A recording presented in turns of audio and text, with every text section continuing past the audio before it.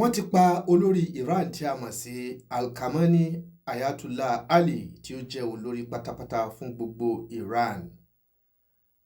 Ìjọba Amẹ́ríkà àti ìjọba Israeli àwọn ni wọ́n pawọ́pọ̀ tí wọ́n fọwọ́sowọ́pọ̀ láti pa arákùnrin akọni jagunjagun Al-Khamenei Ayatollah Ali ní orílẹ̀-èdè Iran.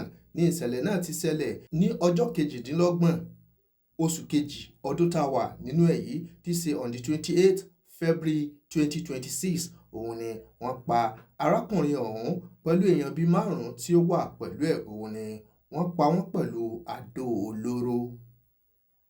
Bí mo ṣe ń bá yín sọ̀rọ̀ lọ́wọ́lọ́wọ́ báyìí, orílẹ̀-èdè Iran kò fi ara rọ bí àwọn kan bí wọ́n ṣe ń jubilate tí wọ́n celebrate wọ́n pa olórí yìí, bẹ́ẹ̀ ni àwọn ẹ̀ka kan ni wọ́n ṣe kíni o ni wọ́n ń banújẹ́ tí wọ́n ń ba inú jẹ́. Wọ́n fi ẹ̀hónú wọn hàn látàrí bí wọ́n ṣe pa olórí wọn, because olórí tí ó ti wà láti ìgbà tí ó ti pẹ́ ni. Wọ́n ti ń lépa ẹ̀mí arákùnrin Al-Khamenei yìí, Ali Ayatollah, láti ọdún 1981.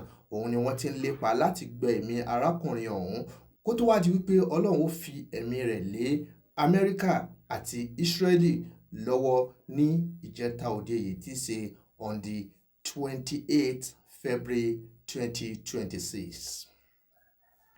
Bá a ṣe ń sọ̀rọ̀ lọ́wọ́lọ́wọ́ báyìí, orílẹ̀-èdè Iran kò fi ara rọ látàrí ọ̀pọ̀lọpọ̀ àwọn èèyàn ni wọ́n fi ẹ̀hónú hàn.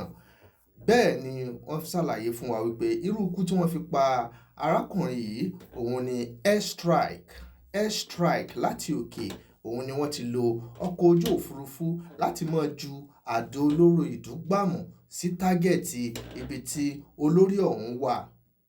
Agbègbè Tehran òun ni wọ́n pa Al-Khamenei sí ní orílẹ̀-èdè Iran, léyìí tó jẹ́ wípé àwọn tó plan pípa olórí Iran yìí ó jẹ́ gọ́ọ̀mẹ̀ntì Israel tí a mọ̀ sí Netanyahu àti Central Intelligence Agency pẹ̀lú collaboration pẹ̀lú Trump tó jẹ́ olórí Amẹ́ríkà. Wọ́n tájẹ̀tì Al-Khamenei yìí ní ọjọ́ méjì sẹ́yìn, gẹ́gẹ́ bí mo ṣe sọ síwájú, ní oṣù kejì ọdún 2026. Léyìí tí mo ṣe ń bá yín sọ̀rọ̀ lọ́wọ́lọ́wọ́ báyìí, ìjọba orílẹ̀-èdè Iran wọ́n ti fi ọludé síta láti fi ṣe ìdárò olórí wọn.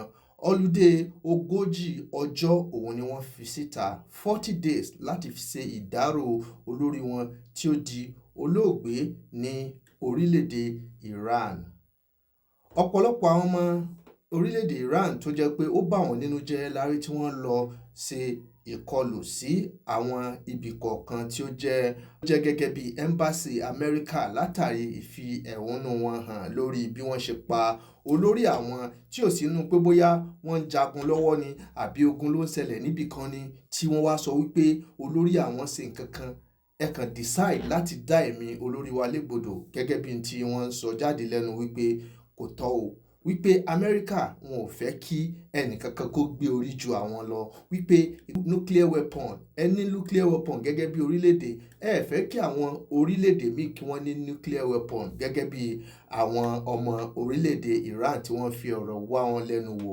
Àwọn nǹkan kọ̀ọ̀kan tí àwọn kọ̀ọ̀kan nínú wọn tí wọ́n ń sọ jáde, òun ni ẹ gbọ́ yẹn.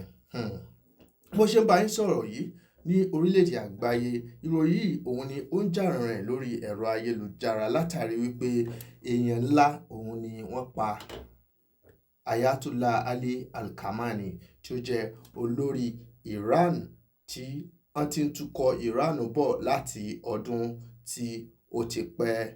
Ibi tí wọ́n ti officially announce wípé wọ́n ti pa olórí Iran. Kí ẹ̀dẹ̀ bá mi farabalẹ̀ wò bí Donald Trump bí ó ṣe ṣàlàyé wípé àwọn ò ní àwọn pa olórí orílẹ̀-èdè Iran. Iran's formerly supreme leader, Ayatollah Khamenei, is dead. This wretched and vile man had the blood of hundreds and even thousands of Americans on his hands and was responsible for the slaughter of countless thousands of innocent people all across many countries. Last night, All over Iran, the voices of the Iranian people could be heard cheering and celebrating in the streets when his death was announced. The entire military command is gone as well, and many of them want to surrender into saving their lives. They want immunity. They're calling by the thousands.